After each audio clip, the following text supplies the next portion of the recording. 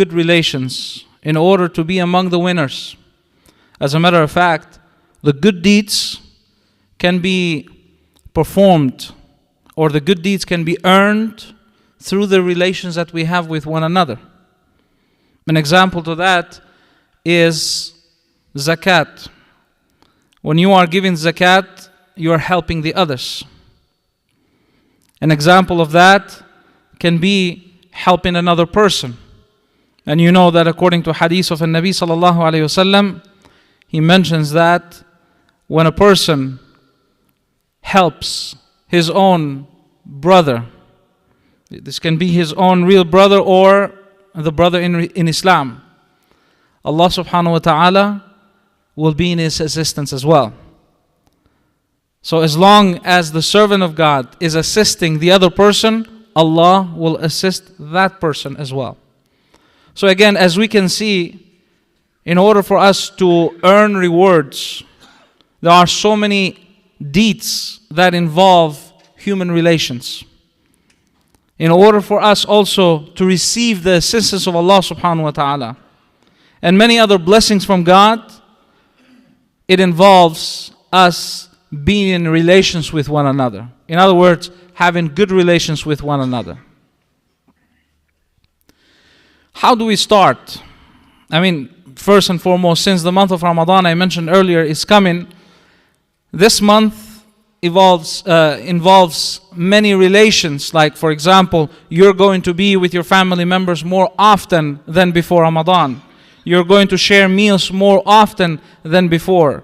You're going to go together with them, perform the prayers in the masjid more than before. You're going to be engaged with community members possibly on nightly basis more than ever before. So therefore, it is the right time for us to ponder and to see how we can better, how can we improve these relationships, whether they are with our family members, with friends, or the community members as well. The beginning of all of this is that first we need to establish, improve our relationships with Allah subhanahu wa ta'ala. It starts there. If our relation is good with God, it opens a door for us to receive blessings and to be easier for us to establish better relations with other individuals. It starts there. If our relationship is not good with God, then most likely our relationship is going to be broken with other individuals as well. So we're calling everybody to better their relations, including myself as well, to better our relations with our Creator. And bettering relations with your Creator is asking for forgiveness, is mentioning Him often by doing dhikr, is reading His book, is performing the prayers, is al-amru bil ma'ruf, doing good things overall and trying to stop evil from happening. This is how you can start building and bettering or developing relations with your Creator. An increase of all of these things, if you do them regularly, would be another way to improve these relations. But then, after we start working on this, we're going to see that the blessings will continue to be given to us in relations with other individuals as well. What are some of these things that we can pay attention to in order to better these relations with other individuals as well? Well, there are many things. First, which is one of the most important things, is a smile. It begins with a smile. Often when you see a brother or a sister having a smile, already it tells you that this person is not judging you. It tells you that this person is not starting with negativeness, but it opens a door for you to engage in a conversation. So always start with that. And Nabi sallallahu alayhi wasallam used to be a person of smile. And he said, "At-tabassum sadaqa." He even considered the smiling to be an action where you can earn deeds you can earn rewards from Allah subhanahu wa ta'ala just by simply smiling at your brother. Look at the beauty of Islam. Something so simple, something that perhaps is not considered to be as essential or as a reward-giving action, Islam considers smiling as a good reward action. So that is the beginning right there. But also, going back to the relations, when we have good relations with others in this world, it doesn't help us only to receive the help of Allah subhanahu wa ta'ala and the blessings in the hereafter, but also in this world as well. It helps us in this dunya be better people, connect better with others.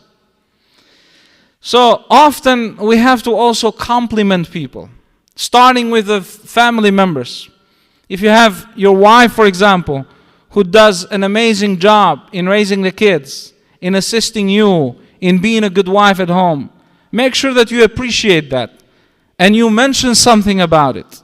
If you have a husband that is hardworking and preserves the family and tries to do better with the family and relations and all of that, start, you as a wife, for example, complimenting your husband as well on things that he does good. Compliment your children if you see that they are achieving something, even if it is something minor. It may not be something huge, but even a good grade, for example. One good grade. Compliment that. Don't neglect it. Why? Because you are inspiring your own children to do better. Or if they do something good, not necessarily in school, but in relations with people, you're satisfied with your child for doing something good. Mention that, compliment that, because it boosts. You know how vitamin C, it boosts your immunity? A compliment, it boosts the character, and it inspires your children and anybody else, as a matter of fact, to do better and better in the future. So start with a smile, continue with a compliment. And Nabi sallallahu alayhi wasallam also mentioned, "Man lam yashkur lin-nas, lam yashkur lillah." The person who does not thank people does not thank Allah subhanahu wa ta'ala. So keep that in mind, to always be a person of gratitude, not only to God, but also to the people as well. Another important thing we need to pay attention to is about care and raise the level of sensibility towards other people around you. We mention this all the time. We mention this because there is a lack of sensibility. There is a lack of sensibility among the people. There is sympathy, but there is no empathy. People, they feel bad when they see something wrong happening, but unfortunately they're not doing much in correcting that. You see something, you hear something. Starting with a masjid, for example. You see something, you see a bottle on the ground there. Oh, somebody should not have done it. But you know what? I'm going to keep going. Right? That is sympathy. You're sympathizing with the problem that you see in front of you, that there is a bottle on the ground. But you have no empathy. You're not doing anything in order to correct that. You're not taking that and throwing it in garbage. Why? Because I'm busy, or it's not my job, or let somebody else do it, and so on. Similarly, when somebody is in need, for example, that may be around you, when you're not sensible of what's happening around you, you're preoccupied with yourself and with your own affairs all the time, you're not going to have time to really pay attention to what's happening around you. And that is a very problematic issue. So, raise the level of sensitiveness. Care about the others. Again, and Nabi sallallahu alayhi wasallam said, if anyone removes his brother's anxiety in this world, Allah will remove the anxieties of the individual on the day of judgment. If anyone makes it easy for an impoverished man, Allah subhanahu wa ta'ala will make it easy for him in this world and in the day of resurrection as well. If anyone conceals a secret of his own brother in this world, Allah subhanahu wa ta'ala will conceal his own secrets in the day of judgment. Which is an indication for us not to go out there and start opening up about the secrets of the people, secrets that you know that people may have. And Allah will remain in the assistance of the servant for as long as the servant remains in the assistance of his own brother. Also, it is very important, brothers and sisters, to be good listeners. This is again something that we lack. Many of us lack. We want to talk more than listen. As a matter of fact, it should be the opposite. We all know this. We should listen more than talk. Why? Because you benefit more that way. You can analyze people better. You can analyze the situation better. You can be more sensible when you are listening. You're observing, you're listening. When you're talking and talking and talking, you have no time to pay attention and to reflect about the situation. You know, sometimes when people, they want to argue all the time, for example, what happens? As they are arguing, they're not listening to the other side. And they're not sensible at all of what's happening. They're not even able to hear the other person's idea. And often we consider these people as crazy. Why? Because they don't even listen to the other person. Or you have those individuals who, instead of listening, they're pretending they're listening, but it's just a way for them, just to keep calm and to show that they are listening. But in reality, they're thinking something else. Or often they're thinking of what they have to say, and they're missing the points that are being given to them or that are being talked to them. They're missing all the points that the other person in front of them is mentioning. So again, this is a part of thinking what to say instead of analyzing the situation, or instead of, knowing what's going on around you. This is again another major point that often we lack as humans overall. When we see Nabi sallallahu alayhi wasallam, we see that he was observing, he was thinking, he was reflecting, listening to people when they were speaking. And as a matter of fact, in order to show that, in order to show his attention, he would turn his entire body to the person when he would be speaking to him. Right? When a person would be speaking to a Nabi sallallahu alayhi wasallam, he would turn his whole body towards the person in order to show that I am here with you, I'm present, I'm listening.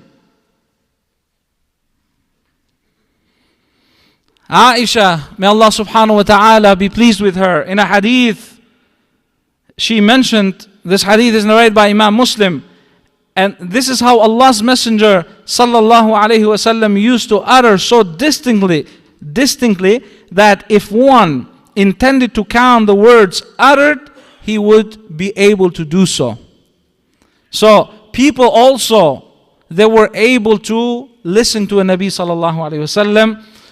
And look, somebody who talks a lot does not have time to listen to the others. That's the first sign right there. Somebody who talks a lot does not listen to the others. In other words, the level of sensibility is not there. But somebody who talks less it is an indication that he is more observing or she is more observing. And that's why Sayyidatuna Aisha radiallahu anha, she narrates this hadith. And she says that somebody could count the words that Prophet ﷺ was speaking. And that's why they were even memorizing hadith after hadith. It was easier for them because the Nabi ﷺ was not somebody who kept talking and talking and talking all the time.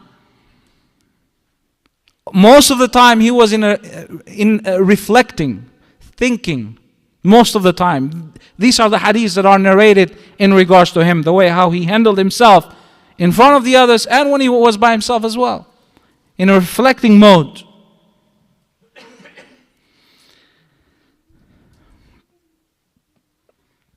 And always people say, Allah has given you 2 ears and 1 mouth. He did not give you 2 mouths and 1 ear. That's because that's an indication again for you to listen more than speak. Another important thing, or an important matter which can help us in improving the relations with others, is that we need to be humble in front of the people.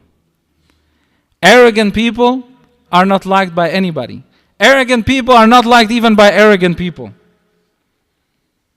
Arrogant people have very hard time establishing relations with people. You have to be humble. And Nabi sallallahu alayhi wa sallam in a hadith, he said, "Man tawada'a lillah rafa'ah." The person who humbles himself for the sake of God, Allah raises that person up. In other words, Allah rewards that person. Allah raises the character, elevates the character of that individual. When again? When we show humbleness to the others. Wallahi, there is no need to be arrogant people. No need. Why? Because مِنْهَا خَلَقْنَاكُمْ وَفِيهَا نُعِيدُكُمْ. We have created you from dust, from soil, and we go back again to it. We are almost nothing. We're almost nothing. We are so powerless. And even if we gain a little experience here and there, and a little knowledge here and there, compared to the real knowledge, compared to the real experience that exists out there, is almost nothing. Therefore, we have no reason why to show off to people. We have no reason why to show that we have some money. You want money? You want mulk? Allah subhanahu wa ta'ala is the sahibul mulk. He is the true owner of everything. تَبَارَكَ الَّذِي بِيَدِهِ الْمُلْكِ. Blessed be He who has in His hands all the dominion, all the wealth that exists out there. What do you possess? You possess a beautiful car, you possess a beautiful house, you possess castles, you possess businesses. So what? What's going to happen when you die? All of it goes to somebody else. All of it goes to somebody else. And that person too does not inherit. It has to leave to somebody else after that. And that person will leave it to somebody else. And the chain keeps going. Nobody takes anything from this dunya. Everything remains here. Until Allah subhanahu wa ta'ala decides to destroy everything. كُلُّ مَنْ عَلَيْهَا فَانٍ. Until He says that everything has to be destroyed. وَيَبْقَى وَجْهُ رَبِّكَ ذُو الْجَلَالِ وَالْإِكْرَامِ. And only the face of your Lord, in other words, only your Lord remains and nothing else will remain. Everything will be destroyed. So then what is the reason, when I know this, what is the reason for me to show off or to show arrogance because I know more than people do? Or I know a little bit more than people do? Or I possess a little bit more wealth than the other people do? Or that I have more family members than the other people do? Allah subhanahu wa ta'ala is the one who distributes the rizq the way how He wants. That's your share. It is from Allah. Be humble. Be appreciative for whatever you have. You have no reason to show off to the others.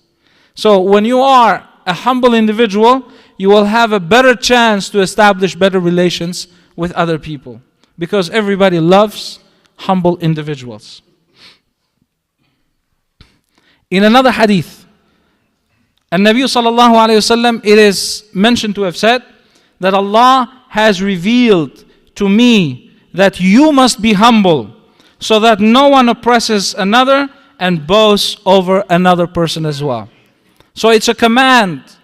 It's a command that you're commanded to be humble individuals. This is narrated in the Musnad of Imam Abu Dawood. Another thing too which we have to pay a lot of attention to is not to criticize people. Sometimes Allah subhanahu wa ta'ala enables us with abilities to understand people more than others. To understand their actions, to analyze them, to sometimes understand even what they are intending to do before they even do the work.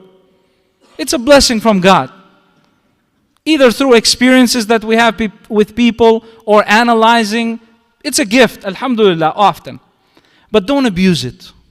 Don't abuse that gift. If you're able to analyze things and know what people, when they do things, why they're doing certain things, don't be judgmental and critical in front of them even though you may know it. And I'm not saying don't be critical at all. There are times when we need to be critical. An employee, for example, who's not doing the job and we understand the problem, we need to be critical in order to tell them this is wrong and this is how it needs to be done. When the children are doing certain things that are wrong, we have to step up in the community, elsewhere. We have to step up sometimes. when it is needed. But overall, don't be a critical person. Don't be a judgmental person.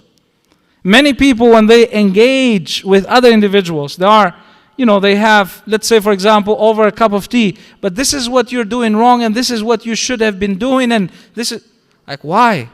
Why is it necessary for you to show that? Even if you may be right, don't show that.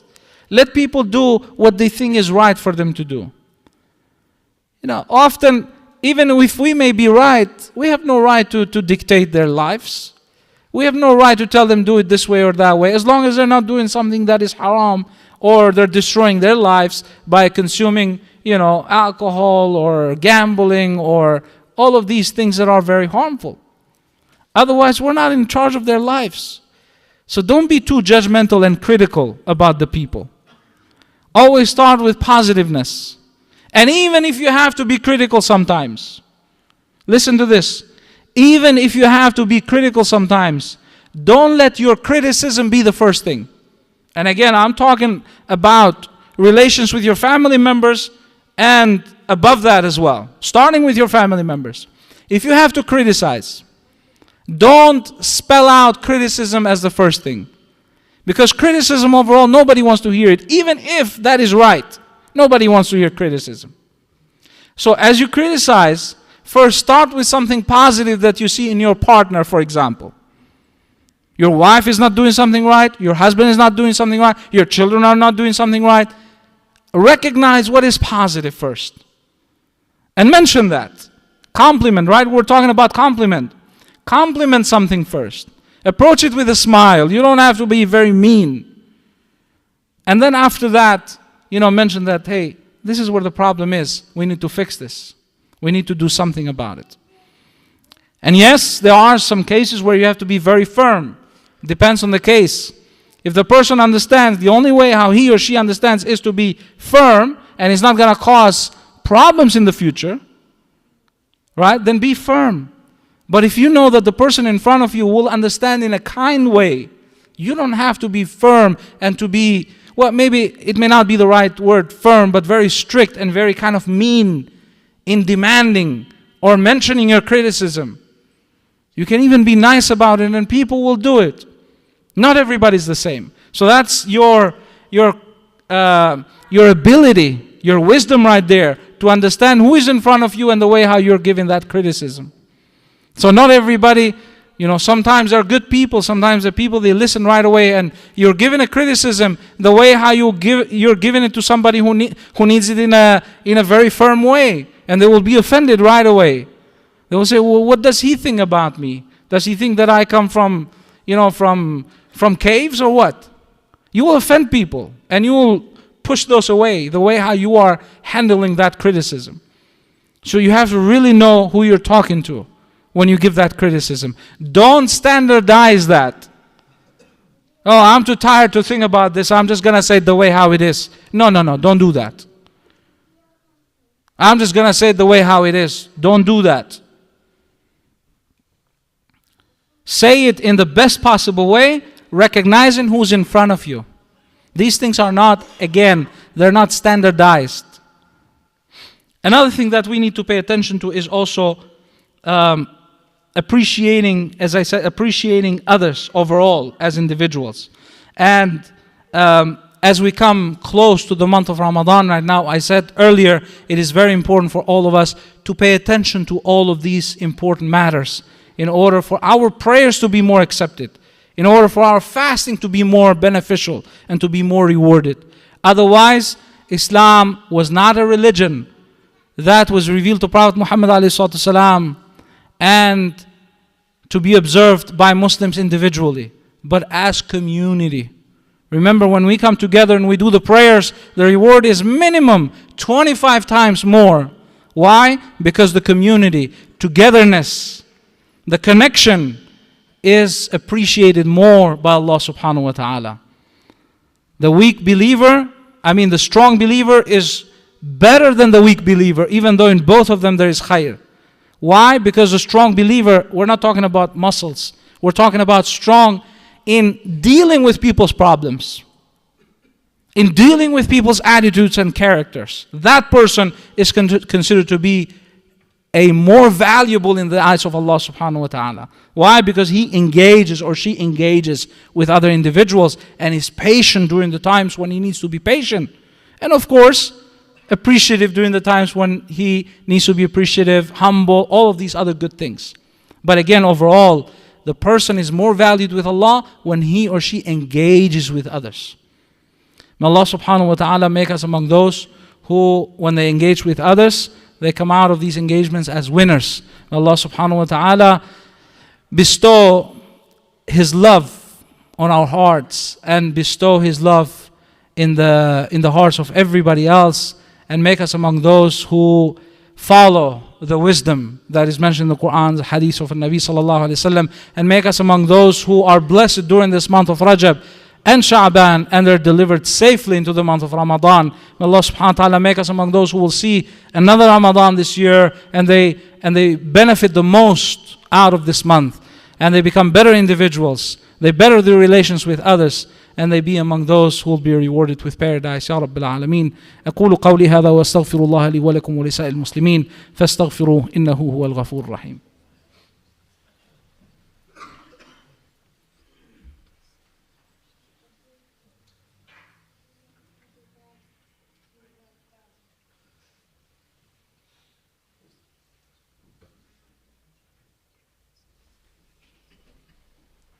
Alhamdulillah, hamd al-kamilina wa salatu wa salamu ala rasulillah wa ala alihi wa sahbihi wa man wala.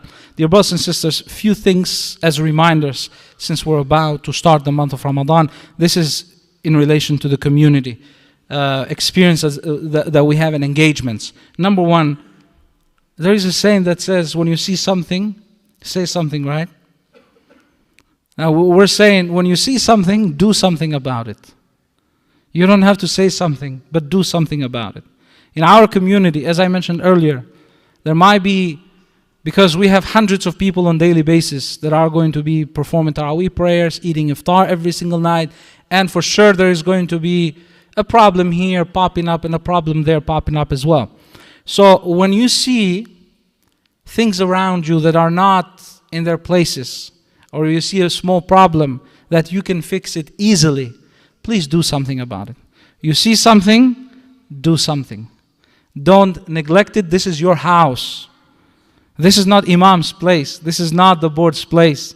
This is the community's place. This is your place. Consider it as your place. And overall, it is Baytullah. It is the house where all guests of Allah subhanahu wa ta'ala in His house. But the responsibility is ours. It's our house. We are the ones who maintain this. إِنَّمَا يَعْمُرُ مَسَاجِدَ اللَّهِ مَنْ آمَنَ بِاللَّهِ وَالْيَوْمِ الْآخِرِ. You know, indeed, those who maintain, those who build, and those who maintain the houses of worship, referring to the masajid, are those who believe in Allah subhanahu wa ta'ala and in the day of judgment. And the ayah continues, goes on. So it is all our responsibility to maintain this. Don't expect only, yes, we do have people who are assigned to do cleaning and all of that.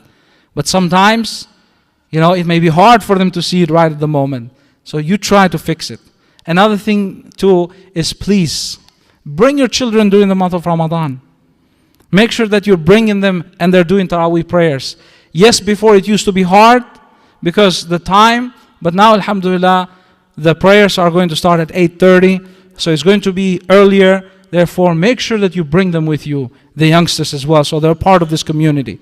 And the youth committee here at UICA has organized programs for them to be engaged during the entire month of Ramadan.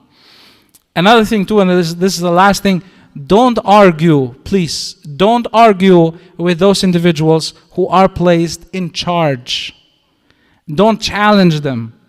Often I hear, I mentioned this many times, people when they park, I hear from security guards saying, people they challenge, people they keep arguing, why here, why that. Just follow those instructions. It's as simple as that.